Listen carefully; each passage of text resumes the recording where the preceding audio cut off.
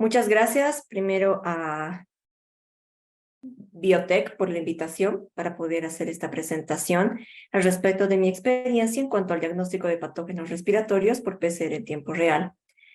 Yo estoy en la ciudad de Cochabamba y tenemos experiencia en el manejo de la biología molecular desde hace bastantes años atrás en cuanto a diagnóstico en servicio de salud privada. Como una breve introducción sobre el tema, ¿qué es un panel? Esto lo que va a ir a buscar son agentes patógenos en las vías respiratorias. Un patógeno es un virus o una bacteria u otro microorganismo que causa una enfermedad. Las vías respiratorias son las partes del cuerpo que participan en la respiración, incluyendo pulmones, nariz y garganta. Como ya había mencionado Zdenka, pues tenemos que ver si son vías altas o ya el patógeno ha descendido a dañar otro espacio más de todo lo que va a ser las vías respiratorias.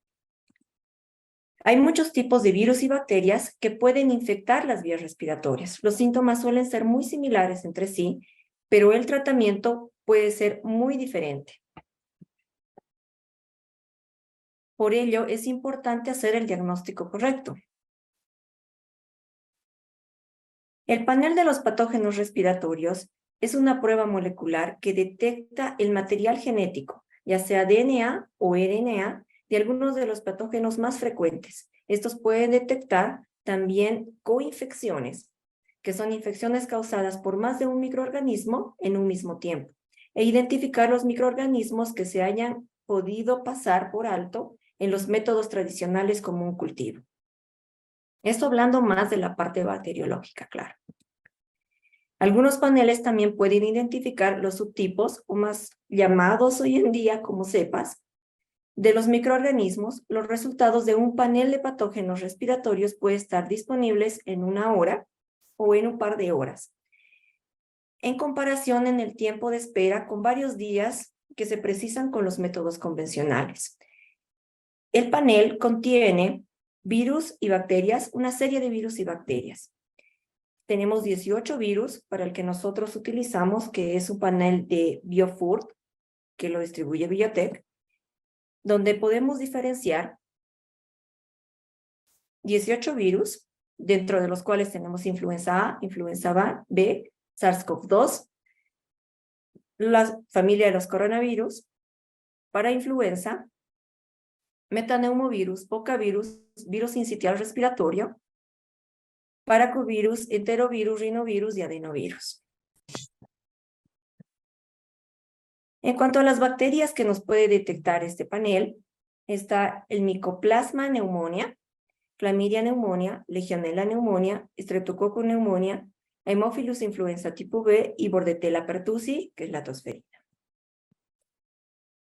Los métodos que hay en nuestro medio, evidentemente hay diferentes tecnologías, pero quizá los más utilizados puede ser la PCR en tiempo real, que está bastante distribuida y probablemente más utilizada hoy en día después de la pandemia, y la PCR o paneles por FilmArray. FilmArray es una metodología automatizada de las cuales también les voy a conversar.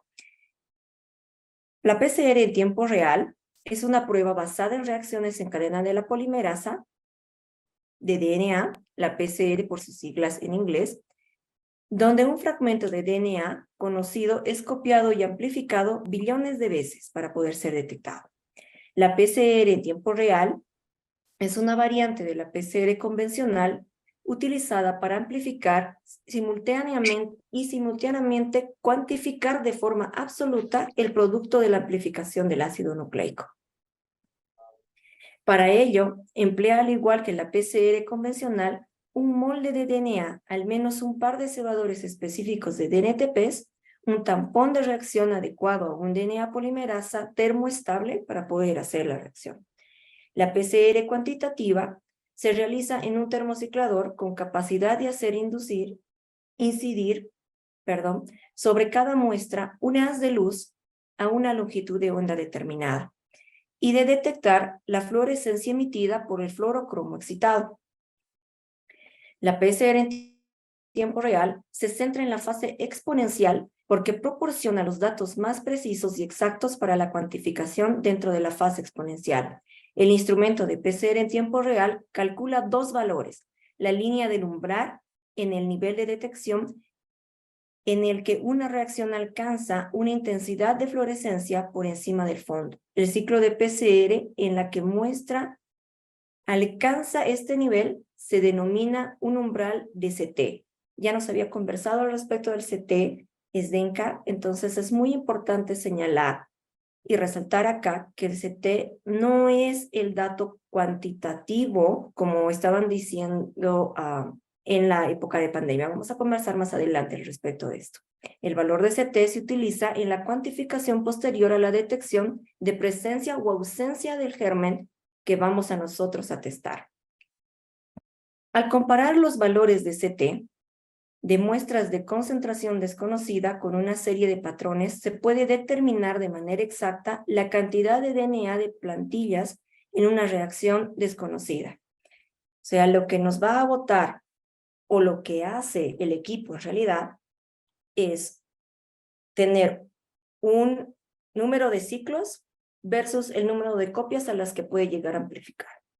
Entonces, el CT va a ser el punto crítico de la primera elevación. Eso nos va a dar el umbral y a ver hasta dónde va a llegar. Y el último punto también va a ser lecturado. Y el equipo entonces utiliza toda esta información o ambos datos. Es como tener un tiempo de prelectura y un tiempo de lectura para poder hacer un cálculo total de una concentración real versus la carga viral que puede tener el paciente.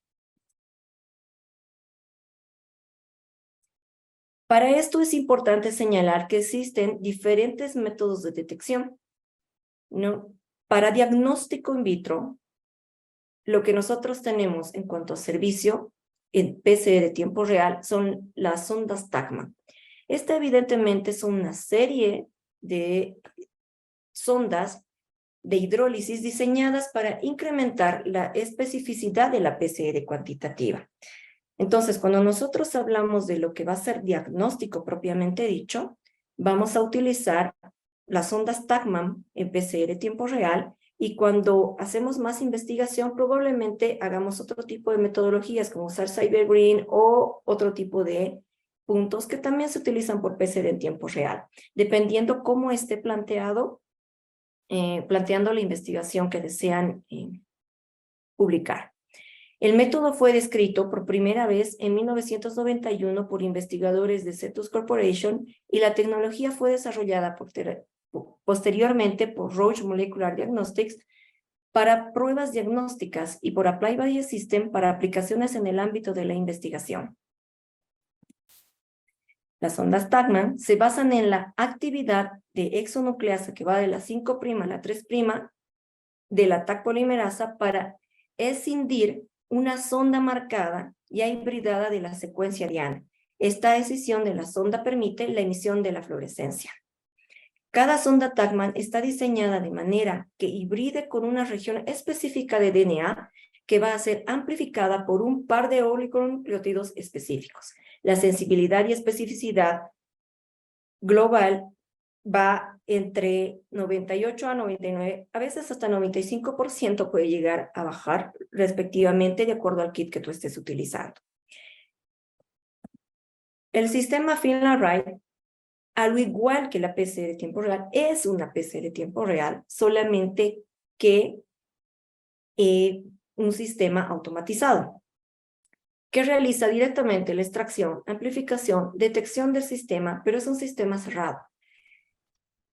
Evidentemente, cuando nosotros hablamos de sistemas automatizados, para diferentes gérmenes, lo están postulando quizá para hacer el método de mayor distribución y probablemente reemplace el gold estándar actual, porque ahí se habla de una intervención menor del operativo para evitar los riesgos que podría llegar a pasar, sobre todo en la fase de procesamiento o en la fase analítica.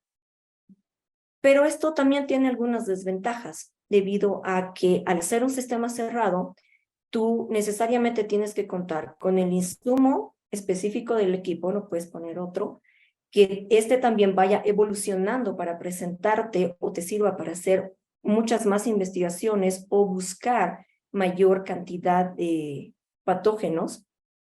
Entonces, el film array almacena todos los reactivos necesarios para poder hacer la lisis celular, o sea, desde la extracción que nosotros vamos a hacer del ácido nucleico. En cambio, por una PCR con tiempo real, normal, tú puedes utilizar diferentes tipos de extracción de DNA. Y la calidad de la muestra es evidente que en ambas situaciones es muy importante, ¿no?, la toma de muestra. Bien señaló Zdenka que tienes que saber diferenciar igual, hacer una buena anamnesis del médico. Lo bueno es que nosotros, la experiencia nuestra, más al aplicar este panel respiratorio, es en pacientes hospitalizados. Entonces, ya quiere decir que esto ya es esputo, lavado bronquial, hisopado nasofaringio, orofaringio. Entonces, el punto clave, evidentemente, es la muestra para poder decir qué es lo que nosotros vamos a ir a buscar. Y sí, también la extracción del DNA es crucial. El método que vamos a utilizar y el método, si realmente extrae DNA y RNA, viral por un lado, y por otro lado, igual si tenemos DNA o RNA de otro tipo de gérmenes también que nosotros podemos llegar a tener, en este caso bacterias. Entonces, tal vez estamos hablando de DNA total. Así como la amplificación y detección de todo un panel cerrado. ¿Qué nos oferta, por ejemplo, este panel que está en nuestro medio? Muchos centros ya utilizan esta metodología o esta tecnología. Permite una detección rápida y precisa de los principales patógenos causantes de infecciones respiratorias. Como les había mencionado, de la PCR tiempo real, de sistema abierto, tiene 18 virus, este tiene 17 virus y 3 bacterias, el otro tiene 6 bacterias. Entonces, en cuanto a utilidad clínica, ambas técnicas tienen bastante relevancia. Lo importante señalar acá entre una tecnología u otra, evidentemente es entra incluso la parte de presupuestos que pueda llegar a tener el centro, la utilidad que le van a dar al método y si este puede ser o no un espacio de crecimiento para poder ampliar un poco más allá de lo que simplemente puede botarte en un sistema cerrado, automatizado. También tiene una buena sensibilidad y especificidad, que está entre el 95 al 97%, digo 99%, eso quiere decir que si tú estás hablando de un margen de error de entre el 1 al 5%, pues es mínimo. Lo que sí no hay, como también explicó cuando le preguntaron a la doctora, que si podría llegar a confundirse o ser una detección errada, esto solamente nosotros podíamos llegar a ver en cuanto a detecciones por anticuerpo o respuesta inmunológica. En estas técnicas de biología molecular, específicamente estamos buscando al germen, porque usamos primers específicos para detección, ya sea de fracciones virales, evidentemente de DNA o RNA, de virus y bacteria, específicamente. Ya cuando tú quieres investigar, y si digamos te sale un virus y una bacteria, o 2 o 3 virus, que también se ha visto, ¿no?, que probablemente sea SARS-CoV-2, o sea, influenza, o también podríamos tener una hemófilus. Entonces, algo es una bacteria, un virus, 2 virus, es variable, pero ya ahí los clínicos son los que tienen la decisión para poder actuar ante una coinfección y poder dar un oportuno tratamiento. Las ventajas de la PCR en tiempo real, independientemente de la metodología que tú vayas a utilizar.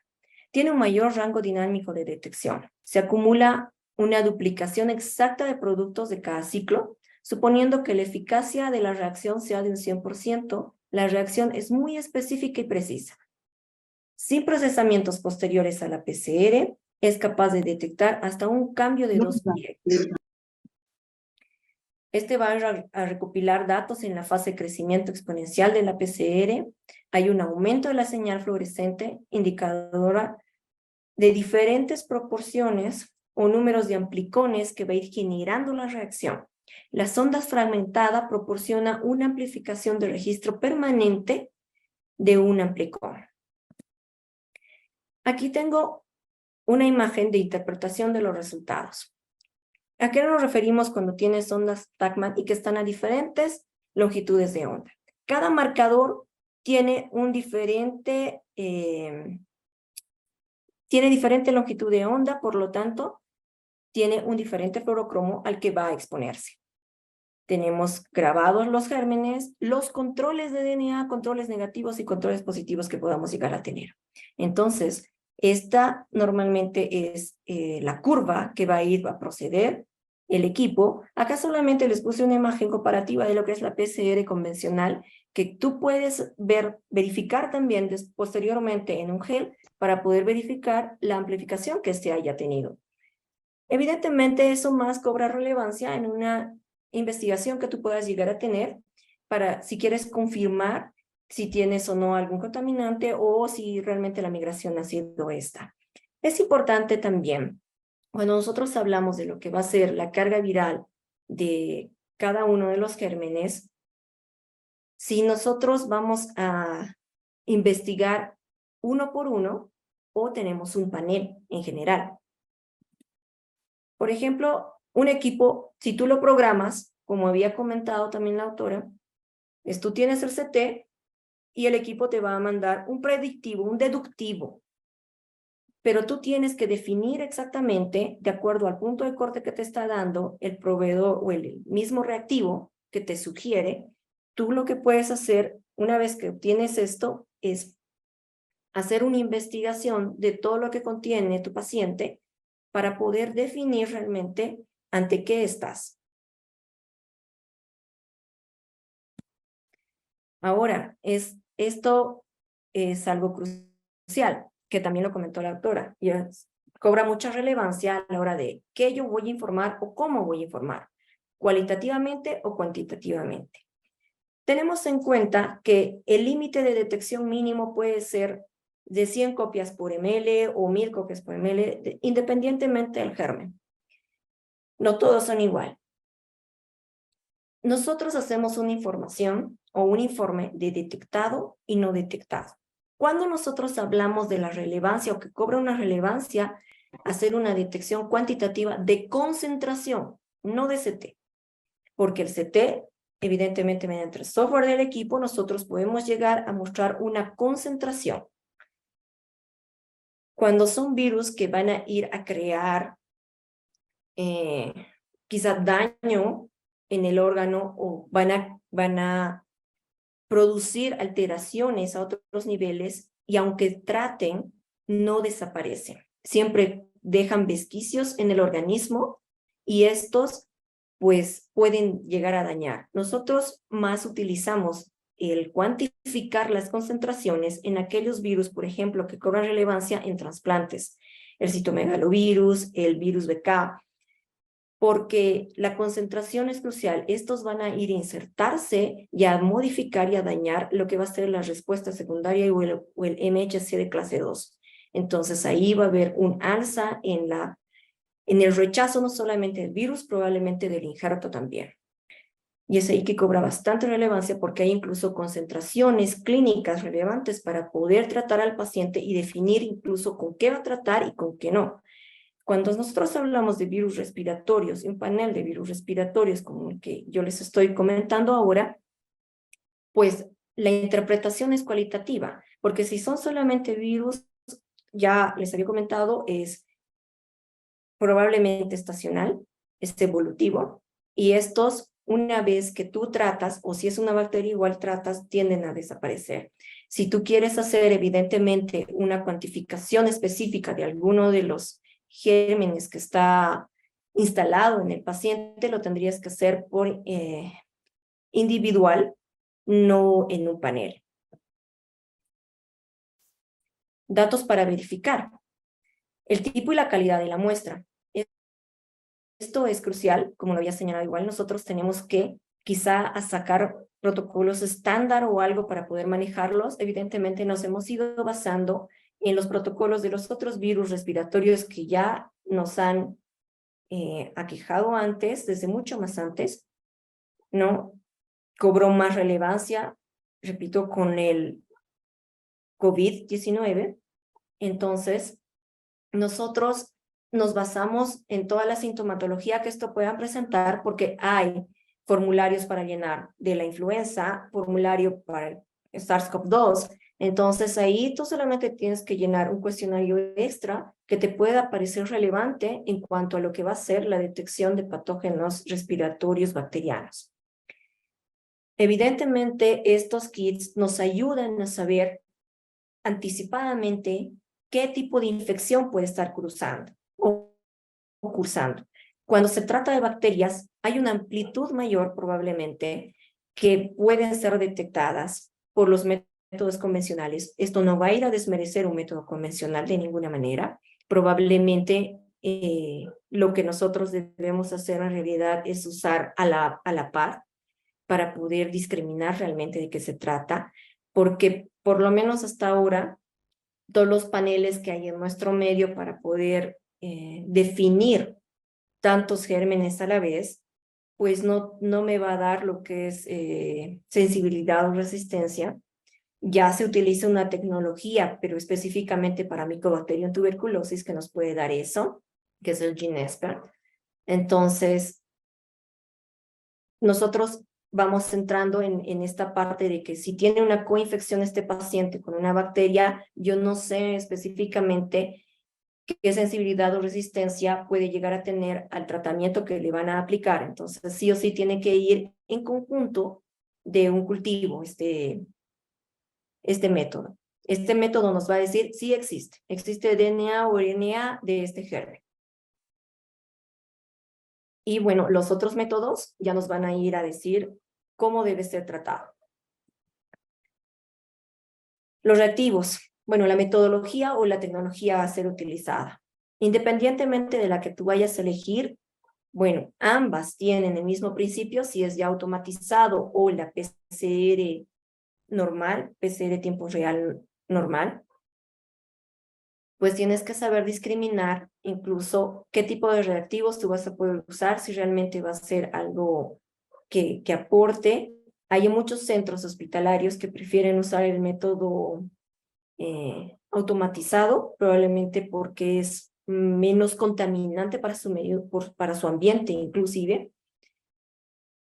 Los reactivos, qué patógenos vas a ir a detectar, qué cantidad, cuáles son relevantes, límites de detección de cada reactivo, porque evidentemente hay bastantes proveedores que te pueden ofertar diferentes reactivos. Incluso hay reactivos que te van a ir a definir la tecnología que tú vas a ir a utilizar. Porque en cuanto a PCR en tiempo real, en nuestro medio hay diferentes marcas igual de termocicladores. Hay algunos que tienen mayor amplitud probablemente. Eso nos va a ir a definir igual la cantidad de longitudes de onda que pueden lecturar. Algunos son específicos para su equipo. Y hay otros reactivos que están estandarizados solamente para ciertos modelos de equipos. Entonces, tú tienes que saber con qué es compatible tu equipamiento para poder hacer la adquisición de estos reactivos también. La programación del termociclador es muy importante que tú sepas cómo programar, porque una cosa es lo que te dice el proveedor, evidentemente, nosotros siempre seguimos al pie de la letra, pero ahí tienes que tener en cuenta que probablemente el proveedor esté ya haya estandarizado eso, porque ahí te dicen en qué tecnología estandarizaron y a qué presión atmosférica, por lo menos te dicen a qué país lo hicieron. Para tú darle probablemente las mismas condiciones en tu espacio al equipo para que pueda funcionar de la misma manera. Las curvas de reacción con controles internos, la contaminación cruzada que puede llegar a tener.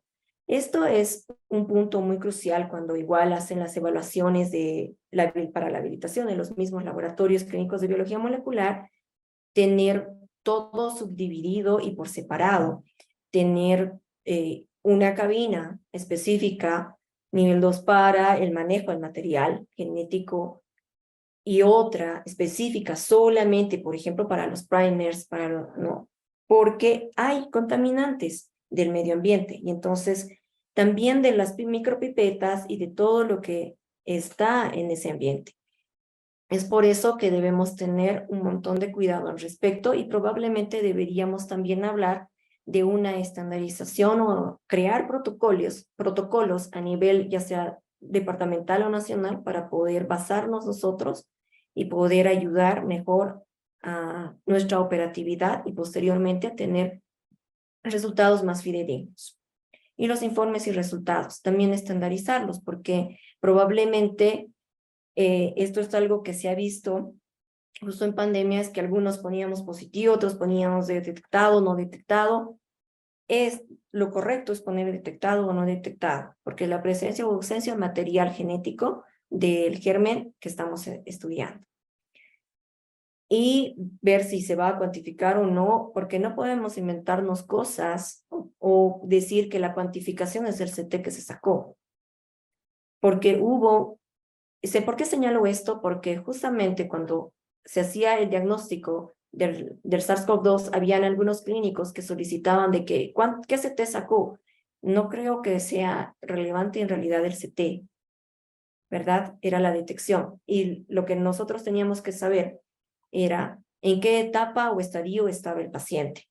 Y había muchas variantes que nos podían llegar a ayudar a definir eso en un paciente, pero el CT no me podía decir ese dato. Ya.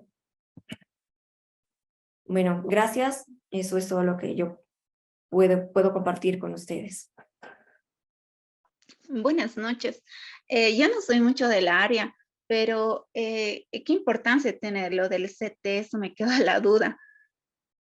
Bueno, el CT, como te decía, es el umbral de los ciclos que nosotros vamos a tener. Es un punto de corte de lectura inicial.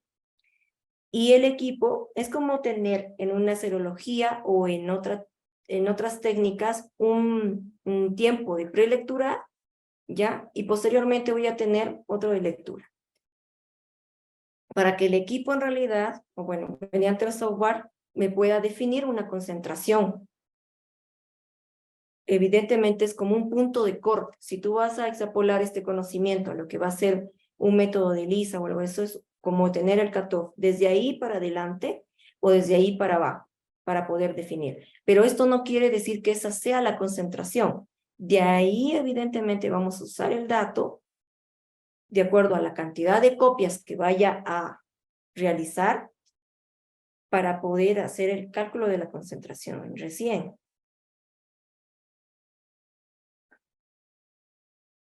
Cuando nosotros estamos haciendo la corrida, evidentemente el CT es el que nos va a decir incluso, bueno, si es que, porque tenemos que tener en cuenta cuánto tiene que tener el CT de los controles positivos, del control negativo, control de material genético igual, y si estos no amplificaran o no llegaran a elevarse, ya puedes tú ir descartando que esa corrida o puedes estar presumiendo que esa corrida ya es mala. Entonces, nos sirve para control incluso, ¿no?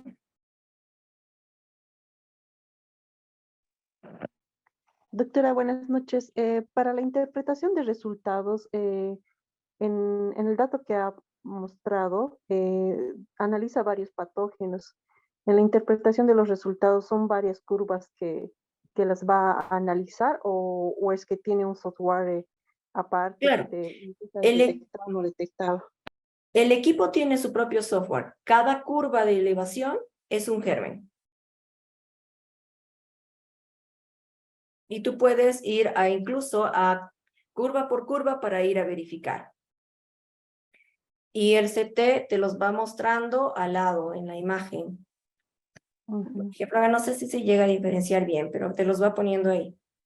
Y tú Ah, ok. igual Ahora, ingresar a cada curvita y te bota toda la información. ¿y puede Ujú. haber alguna desventaja en este caso de análisis cuando se analiza varios analitos? ¿O puede haber un cruce de No, informaciones quizás, o no?